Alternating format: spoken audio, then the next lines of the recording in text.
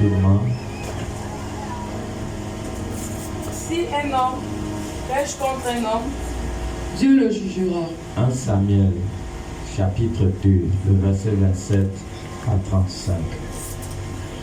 Un homme de Dieu vint auprès d'Élie et lui dit, ainsi parle l'Éternel, ne me suis-je pas révélé à la maison de ton père lorsqu'ils étaient en Égypte dans la maison de Pharaon? Je les ai choisis parmi toutes les tribus d'Israël pour être à mon service dans le sacerdoce, pour monter à mon autel, pour brûler le parfum, pour porter l'éphod devant moi.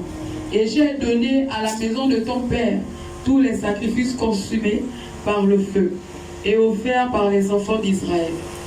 Pourquoi foulez-vous aux pieds mes sacrifices et mes offrandes que j'ai ordonné de faire dans ma demeure?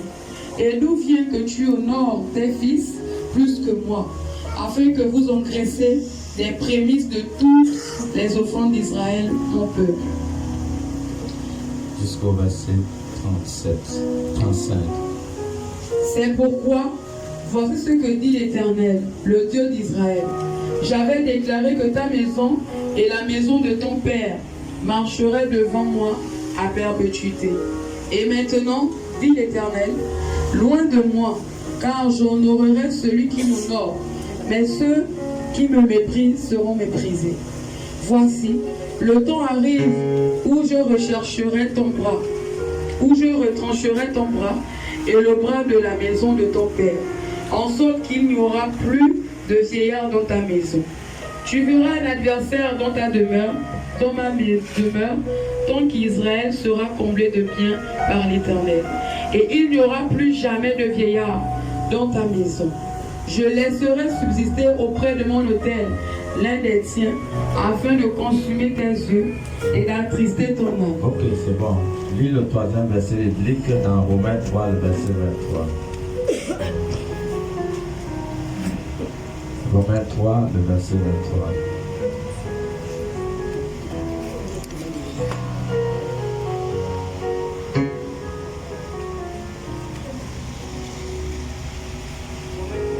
Le verset 23. Romains 3, le verset 23. Car tous ont péché et sont privés de la gloire de Dieu. Assez bon. Alléluia. Est-ce que quelqu'un est connecté dans ce lieu ce soir? Alléluia. Le Saint-Esprit voudrait parler à quelqu'un. Soyez connectés, s'il vous plaît. Le thème, c'est renverser les autels sataniques et briser les malédictions ancestrales. Ce soir, nous allons parler de briser les malédictions ancestrales. Vous devez savoir, nous devons savoir que le premier prix de la vie d'un homme est d'être libre. Le premier prix de la vie d'un homme, c'est d'être libre. Si vous n'êtes pas libre, vous n'irez nulle part. Peu importe les efforts que vous fournirez sur la terre, vous n'allez aller pas, parce que quelque part, vous n'êtes pas libre. C'est pour cela que vous entendez la parole de Dieu déclarer que la vérité vous rendra libre. Il dit que la vérité vous rendra libre. Donc le premier prix de la vie, c'est d'être libre. Si vous êtes captif quelque part, tout effort que vous pourrez faire pendant votre séjour sur la terre, ça ne marchera pas. Parce que quelque part, vous avez un problème. Est-ce que quelqu'un comprend? Écoutez bien. Le plus riche, ce n'est pas celui qui a l'argent.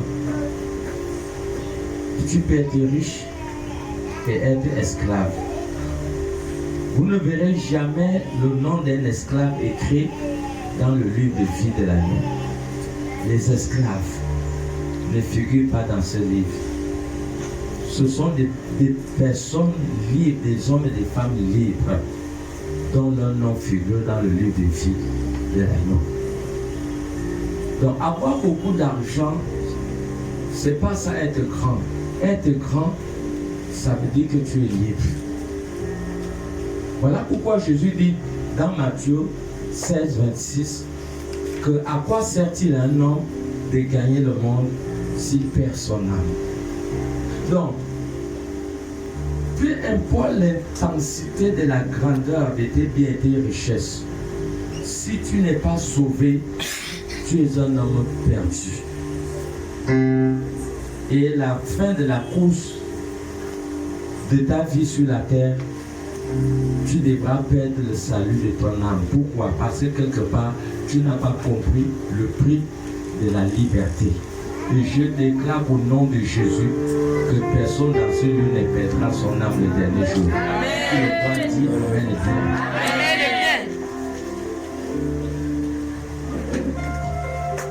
Tous ont péché et sont privés de la gloire de Dieu. Tous ont péché. À cause du péché d'un homme et d'une femme, toute la terre a été livrée à une malédiction, comme une malédiction. Toute la terre a hérité de la mort. Donc la plus grande malédiction ancestrale, c'est ce que les hommes ont posé. Lis-moi Lamentation 5, le verset 7. C'est cette plus grande malédiction. C'est cette malédiction que le premier homme, la première femme a causé sur l'humanité en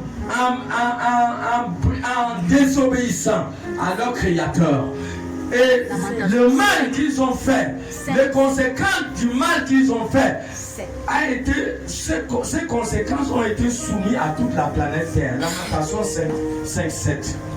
Nos pères ont péché. Nos pères ont péché. Ils ne sont plus. Ils ne sont plus. Et c'est nous qui portons la peine de leur. C'est nous qui portons la peine de leur iniquité. Ils ne sont plus. Donc la plus grande malédiction ancestrale, c'est le fait que l'être humain soit séparé de son Créateur. À travers la mort d'Adam et Ève, la Bible dit que tous ont péché. Parce qu'une personne a péché et le péché a été soumis à tous les êtres humains sur la terre. Et ce qui fait que tous les êtres humains sur la terre ont été privés de la gloire de Dieu. Donc la première étape vers la liberté, tu dois comprendre que tu dois sortir de cette malédiction ancestrale. Tu dois sortir de cette malédiction ancestrale en faisant quoi?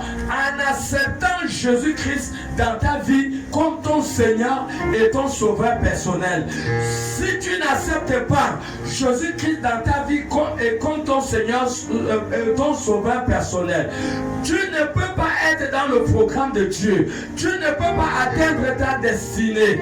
Les plans de Dieu ne pourront jamais s'accomplir dans ta vie. Tu ne pourras jamais être sauvé. Parce que la première chose qui te rend libre sur la terre, c'est le fait que tu te libères de cette malédiction ancestrale d'Adam et Ève en acceptant Jésus-Christ dans ta vie comme Seigneur et Sauveur personnel. Le plus grand mal dans la vie des êtres humains est le fait d'être séparé de votre Créateur. Si vous êtes séparé de Dieu, vous n'êtes rien, vous êtes mort. Adam n'était pas... nous devons savoir qu'Adam a vécu 930 ans. Mais Dieu a dit à Adam que le jour que tu manges le fruit, tu meurs. Et vous devez savoir que la vraie mort de quelqu'un, ce n'est pas le fait qu'on te met dans le cercueil, on t'enterre. La vraie mort est le fait que tu sois séparé de ton Créateur. Tu es un cadavre mort lorsque tu es séparé de Dieu. Les familles qui sont séparées de Dieu sont mortes. Les peuples qui sont séparés de Dieu sont morts. Les nations qui sont séparées de Dieu sont des nations mortes. Et voilà pourquoi le plus grand mal, la plus grande captivité est le fait que le péché d'Adam et Ève puisse affecter ta vie. Tous ceux que le péché d'Adam affecte leur vie. Pourquoi? Parce qu'ils n'ont pas accepté Jésus-Christ dans leur vie. Ils ne pourront pas hériter le paradis. S'ils meurent, ils vont continuer leur éternité en enfer. Pourquoi? Parce qu'il y a une malédiction qui ont été attachées à leur vie pendant tout leur parcours sur la terre. Et cette malheur, c'est quoi? C'est le péché d'Adam et Ève. Si vous ne vous en séparez pas, vous ne pourrez pas vous en sortir dans plusieurs choses que vous allez faire sur la terre. Peut-être certaines personnes peuvent dire, mais les milliardaires et les millionnaires, tu peux être milliardaire. Mais le jour que tu meurs, tu perds ton âme. Ton milliard n'a rien servi. Est-ce que quelqu'un comprend? Amen. On est milliardaire lorsque tu acceptes Jésus-Christ. Lorsque tu comprends qu'il y a des malédictions héréditaires, que je dois me séparer, des malédictions ancestrales. Et c'est la première malédiction très terrible et très dangereuse. Cette malédiction ancestrale. Donc Adam et Ève ont péché. Ils ne sont plus. Ils sont morts. Mais les gens continuent à payer le prix de leurs actes qu'ils ont posés. Donc, en dehors que les hôtels sataniques vont affecter votre vie négativement. C'est la même chose que lorsque vous n'avez pas engagé Jésus-Christ dans votre vie. Vous n'avez pas accepté Jésus-Christ dans votre vie. Vous allez voir que votre malheur ça va s'augmenter. Les échecs vont s'augmenter. Il y aura tellement de malheurs que... Et c'est pour ça que vous voyez qu'à un certain niveau, certaines personnes préfèrent se suicider. Ils préfèrent se suicider parce qu'ils se disent que bon, ils ne voient pas l'importance pour eux de continuer à vivre sur la terre. Quand vous examinez cette catégorie de personnes, vous allez voir que ces personnes sont influencées par des hôtels sataniques. Et sans compter encore cette malédiction ancestrale du fait que leur vie soit séparée de leur Créateur. Parce qu'être séparé de Dieu est une malédiction. C'est vraiment une malédiction. Jérémie 11:3, c'est une malédiction. Voilà pourquoi je ne conseille aucune famille, aucun être humain de te séparer de ton Créateur. Jérémie 11:3. Dis-leur, ainsi parle l'Éternel, le Dieu d'Israël. Maudit soit l'homme qui n'écoute point les paroles de cette alliance. Vous voyez, lorsque vous n'êtes pas attaché à votre Créateur, vous pouvez être dans le monde, être éloigné du monde de l'Église, mais vous ne pourrez jamais imaginer à un seul instant que la malédiction affecte ces catégories de personnes. Pourquoi? Parce que simplement, vous êtes éloigné de Dieu. Regardez les grands stars qui ont de l'argent. Les démons les tuent. Nous avons des stars qui faisaient des choses bizarres, qui étaient animées par les démons. Elles ont des grandes stars américaines qui ont été tuées par des esprits des démons. Mais ils ont l'argent. Pourquoi ils meurent? Pourquoi ils meurent jeunes? Elles meurent jeunes, pourquoi? Parce qu'il y a quelque chose qui ne va pas. Ils ont de la gloire, ils ont de l'argent. Mais ils ont perdu la chose la plus précieuse de leur voyage sur la terre. La chose là, c'est Dieu. Donc si tu n'as pas Dieu, si Dieu n'est pas dans ta vie, si Dieu n'est pas dans ta vie, tu ne seras jamais dans le programme de Dieu. Romains 8:9. Tu ne seras jamais dans le programme de Dieu. Si tu n'as pas Dieu, cela est défini comme un échec. Parce que quand Dieu a créé l'homme, Dieu n'a pas créé l'être humain pour vivre seul. Dieu a créé l'être humain pour être uni à Christ. Dieu t'a créé pas pour marcher seul. Tu ne peux pas, si on trouve les yeux, tu ne vas pas sortir de ta maison. Parce que le monde est pollué avec les démons. Et voilà pourquoi Dieu nous a fermé les yeux, pour que nous ne voyons pas les réalités invisibles. Et c'est pour cela que pour que tu puisses en sortir dans ce monde pourri des démons et de la méchanceté, Dieu t'a fermé les yeux. Pour t'en sortir, il faut que tu aies l'Esprit de Dieu. C'est l'Esprit de Dieu qui t'octroie, qui te donne la capacité de pouvoir continuer ta marche sur le plan terrestre en t'éloignant de ces esprits, de ces démons. Donc, quand tu n'as pas l'Esprit de Dieu, Dieu ne te connaît pas. Romains 8, le verset 9.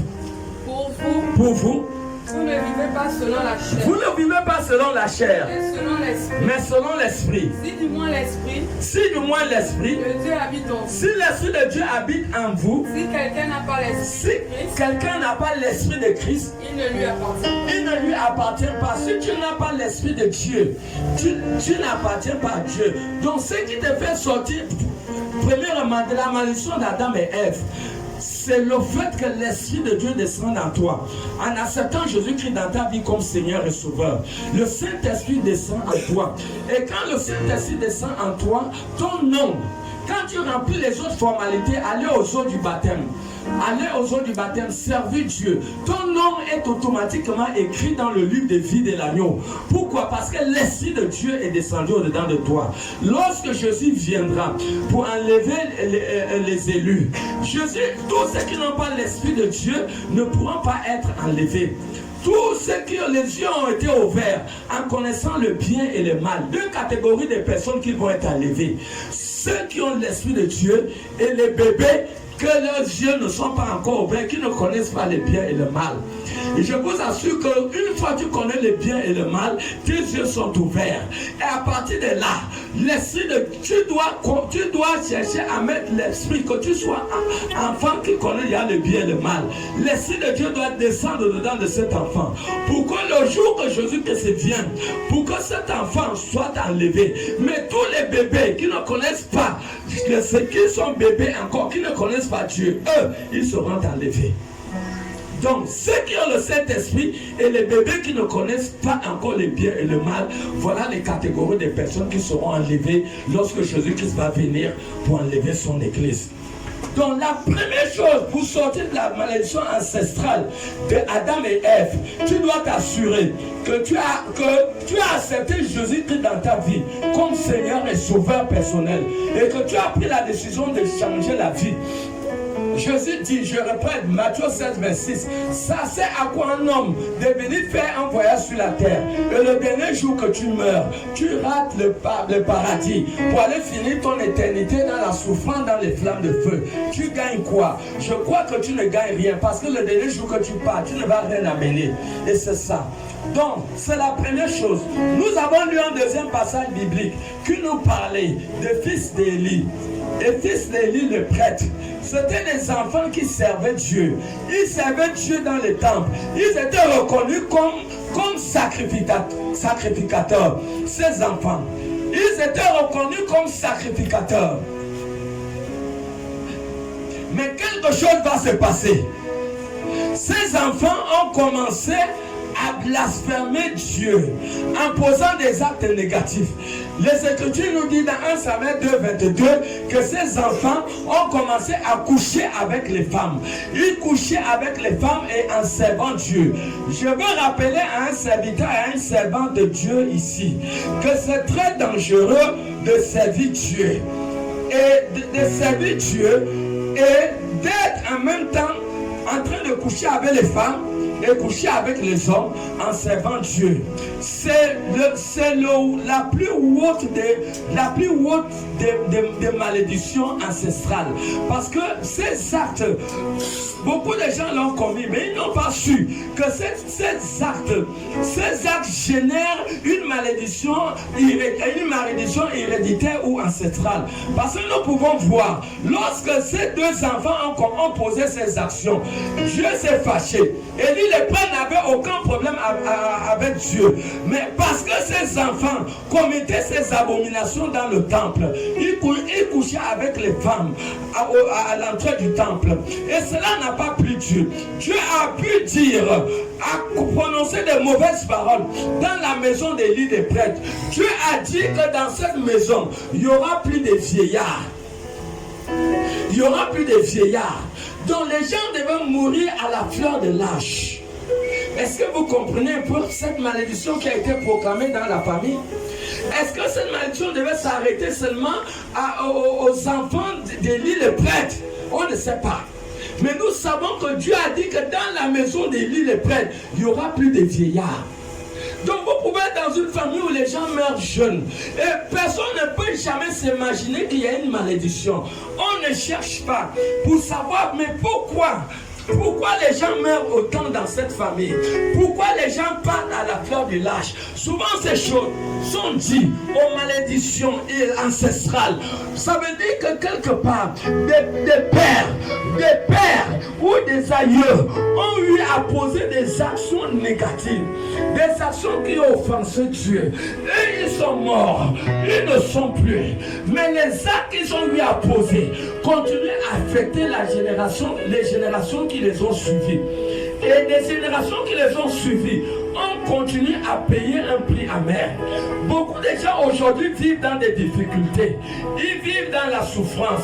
Ils fournissent des efforts, mais ils s'en rendent compte qu'il n'y a rien.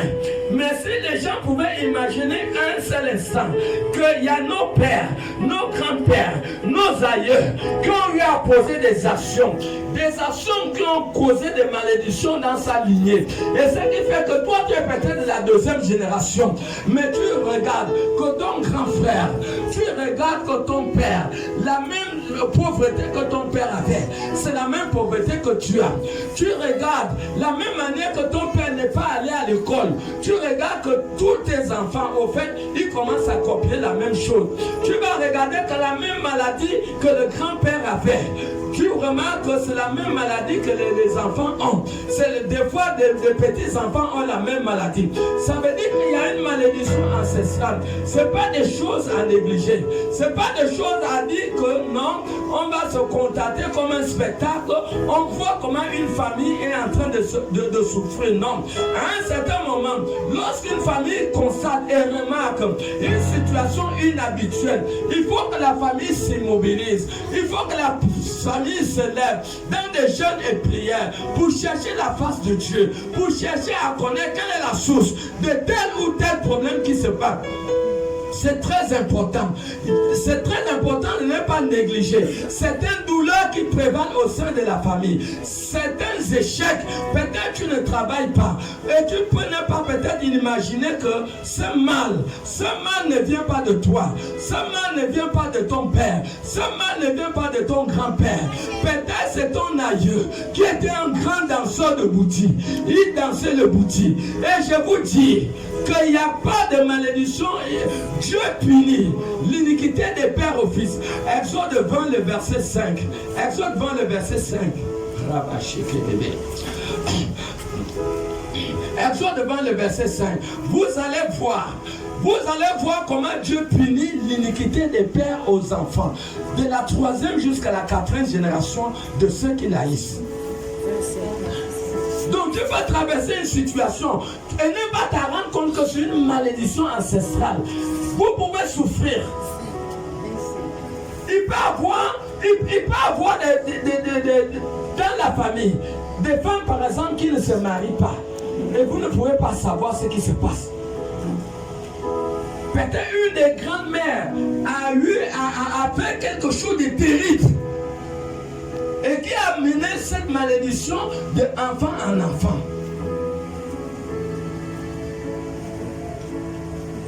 Exode 20, le verset 5. Tu ne te prosterneras point devant elle. Tu ne te prosterneras point devant elle. Et tu ne les serviras point. Tu ne les serviras point. Car moi, l'Éternel, ton Dieu, je suis un Dieu jaloux. Je suis un Dieu jaloux. Il punit l'iniquité. Je punis l'iniquité des pères sur les enfants. Jusqu'à la 3e. Et la 4e De génération. ceux qui me haïssent. Il dit ici, vous n'allez pas vous prosterner devant eux. Je vous assure, s'il y a une famille dans ce lieu, il y a quelqu'un qui représente sa famille dans ce lieu. Si ton père, si ton grand-père, si ton arrière-grand-père a eu à danser des danses initiatiques, a eu à adorer des idoles, a eu à s'initier, Dieu dit qu'il punit jusqu'à la 4e génération. Donc, regarde ta vie. Est-ce que ta vie est normale? Ne dors pas. Le royaume de Dieu appartient aux violents.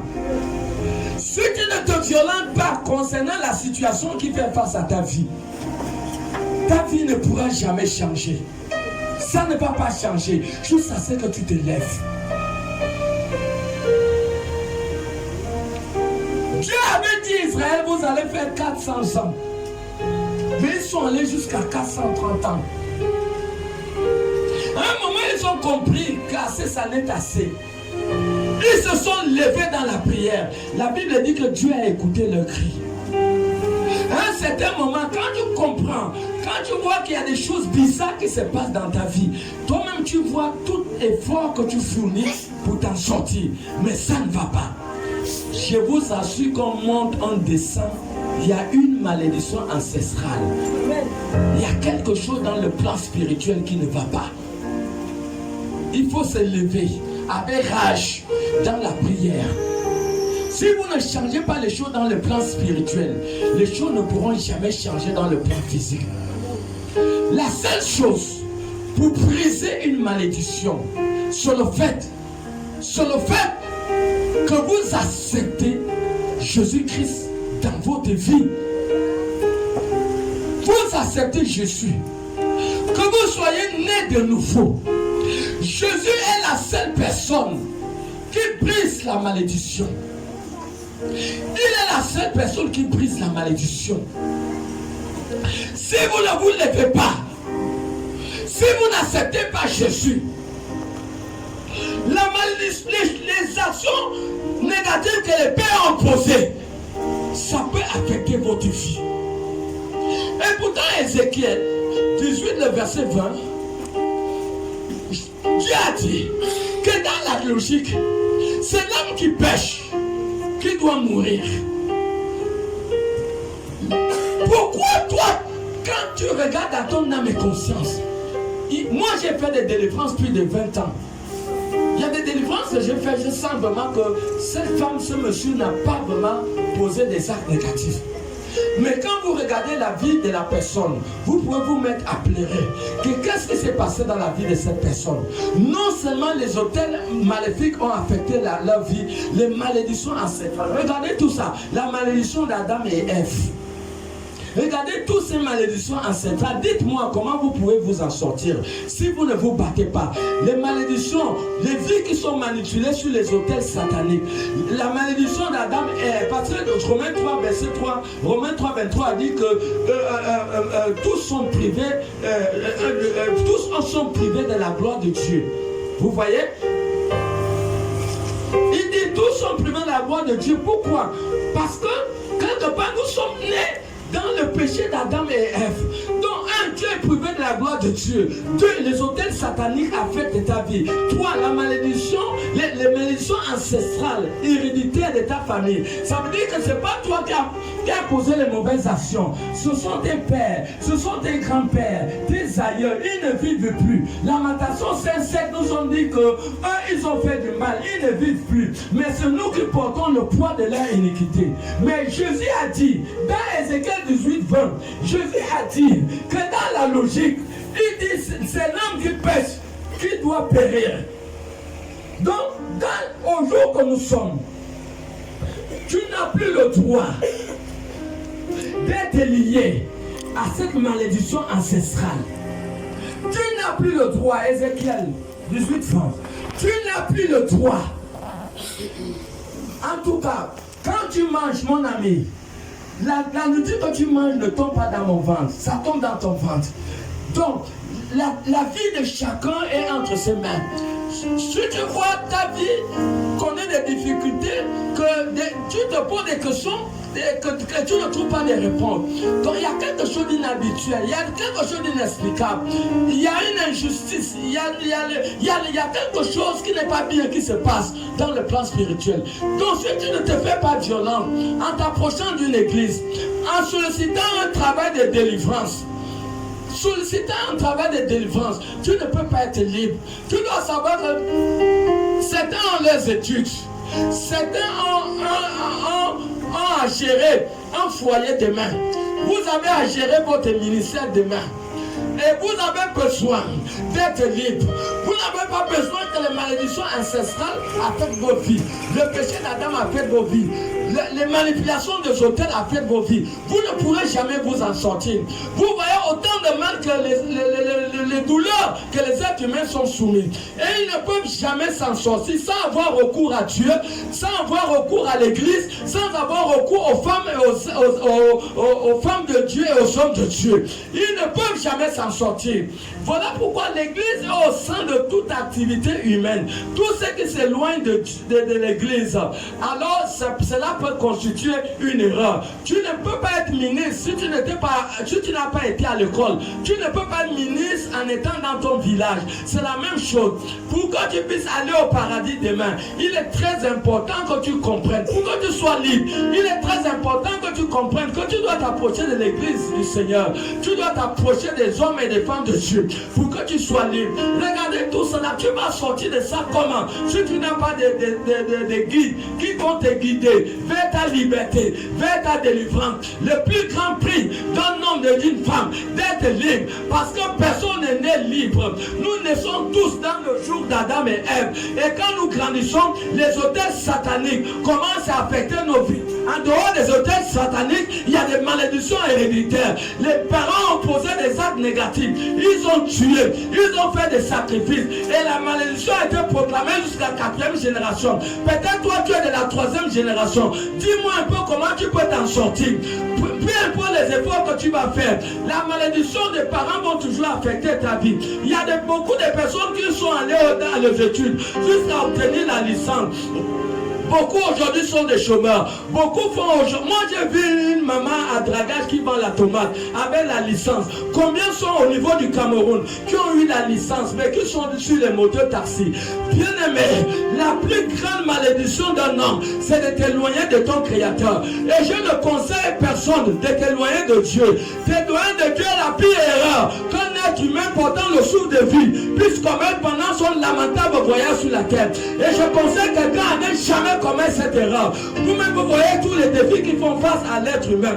Il est impossible de s'en sortir sans Dieu. Jésus qui dit dans le livre de Jean 15, le verset 4 à 5, il dit, oh sans moi, il dit, vous ne pouvez rien. Sans Jésus-Christ, nous ne pouvons rien. Et c'est pour cela que nous devons comprendre l'important de marcher avec Christ, l'important de solliciter une délivrance pour que tu sois libre. Si tu n'es pas libre, tu as le travail.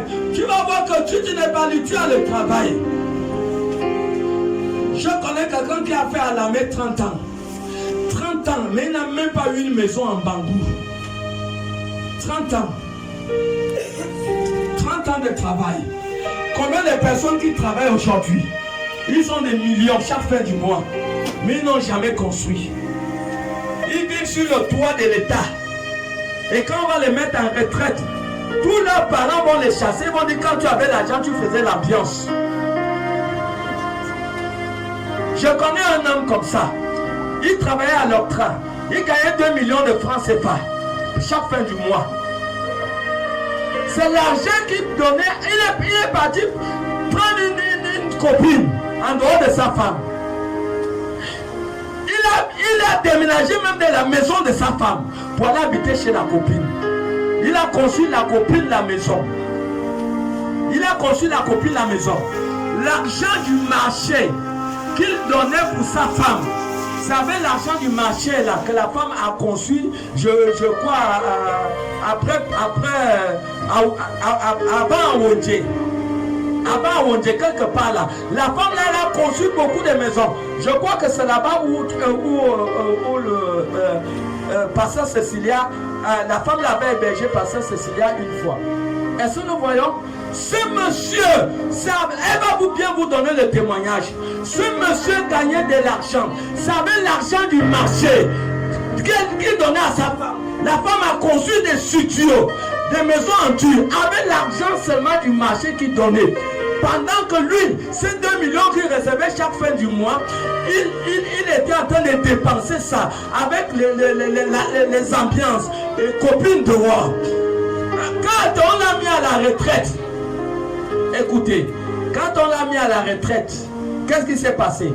La copine l'a chassé La copine l'a chassé de la maison que lui-même, il a conçue avec son argent. Les parents de sa copine là et sa copine l'ont chassé. Maintenant, le gars est parti habiter chez ses parents. Ses parents ont dit non, non, tu es une femme. Nous, on ne peut pas te garder. C'est quand tu avais l'argent, tu ne nous regardais pas. Il n'avait pas où habiter. Et ça avait la pitié de sa femme. La pitié de sa femme. Sa femme va vouloir lui dire, bon, il faut revenir à la maison. Regardez, il est au chômage. Il a déjà, le travail est déjà fini. Il n'a plus d'argent. Il vient à la maison. Maintenant, il vient maintenant habiter dans la maison que la femme a conçue avec l'argent du marché qu'il lui donnait. Est-ce que vous voyez, ce monsieur aujourd'hui, il ne vit plus. Parce que les gens qui mènent une vie comme ça, ils finissent par mourir vite. Ça fait peut-être 3 ou 4 ans ou 5 ans aujourd'hui qu'il est... Ou 6 ans, ça fait combien de temps? Oui, 5 ans ou 6 ans qu'il est dans la terre aujourd'hui. Est-ce que nous voyons? Donc, quand nous regardons un peu la vie de ces personnes, ce sont des personnes qui ont été affectées par la malédiction héréditaire. Et ils n'ont pas compris l'importance. Nous avions la cellule dans sa maison. Est-ce qu'ils prenaient même compte de cette cellule? Ils s'en foutaient. On a la cellule, il vient passer en calcipe alors que le culte a déjà commencé. En calcipe, il y a des gens qui sont venus à l'église. C'est à cause de tout ça que on a vu qu'on était obligé de fermer l'église chez eux. En calcipe, alors que les gens sont là, ils sortent de sa chambre. Il n'assiste jamais au culte. Il a méprisé Dieu. Les Écritures disent que celui qui méprise Dieu, il dit celui qui honore Dieu sera honoré. Celui qui méprise Dieu sera méprisé. Oui, on fait le culte. Le gars est dehors, torse nu. Il vient passer là. Aucun respect pour les choses de Dieu. Aujourd'hui, il est où? Aujourd'hui, il est dans la terre. Voilà alors l'erreur. Voilà l'erreur. La malédiction ancestrale est quelque chose que chaque personne sur la terre doit se battre. Je vous donne un seul indice. Si ton père ou ta mère ou ta grand-mère a eu à danser des danses initiatiques, tu dois savoir que la malédiction héréditaire n'a pas échappé votre génération et tous ceux qui sont avec vous. Le seul moyen de vous échapper, la seule chose qui brise la malédiction héréditaire, c'est votre conversion en acceptant sérieusement Jésus-Christ dans votre vie comme Seigneur et comme Sauveur personnel. Ézéchiel, tu as lu Ézéchiel 18, le verset 20. C'est la seule chose. Parce que Dieu a parlé dans Ézéchiel que celui qui pêche, c'est celui-là qui doit hériter des actes qu'il a eu à poser. Pas les enfants. Pas les enfants. Vas-y, lis. Ézéchiel 18, 20. L'âme qui pêche, c'est celle qui mourra. Le fils ne portera pas l'iniquité de son père. Le père ne portera pas l'iniquité de son père. Voilà. Pourquoi? Parce que vous avez accepté Jésus. Galates 3:13. Parce que vous avez accepté Jésus. Donc, avoir Jésus est plus que l'or. Avoir Jésus est plus que l'argent. Avoir Jésus est plus que l'or. Avoir Jésus est plus que l'argent. Amen. Avoir Jésus, c'est plus que l'or. Avoir Jésus, c'est plus que l'argent. Amen. Est-ce que quelqu'un est là? La dernière malédiction héréditaire, c'est ça que nous avons lu dans 1 Samuel, 2 Samuel 21, 1 à 7. Saül ne vivait plus, mais il y a eu la sécheresse. Ils sont allés chercher et ils ont compris que Saül avait péché. À chaque moment que les parents ont posé les mauvaises actions, ça va causer la sécheresse dans vos vies. Ça cause la sécheresse. Pour résoudre son problème, ils ont tué 7 personnes, 7 enfants de la maison de Saül. Pour résoudre ce problème. Si Saül aurait su qu'on devait tuer ses enfants, il ne devait pas poser des actes négatifs. Aujourd'hui, vous n'avez pas des enfants. Vous aurez des enfants demain. Mais vous ne saurez jamais que l'acte négatif que vous pouvez poser aujourd'hui, ça va faire mourir vos enfants qui ne sont pas encore nés. Amen. Est-ce que quelqu'un est là? Mettons-nous debout, on va prier.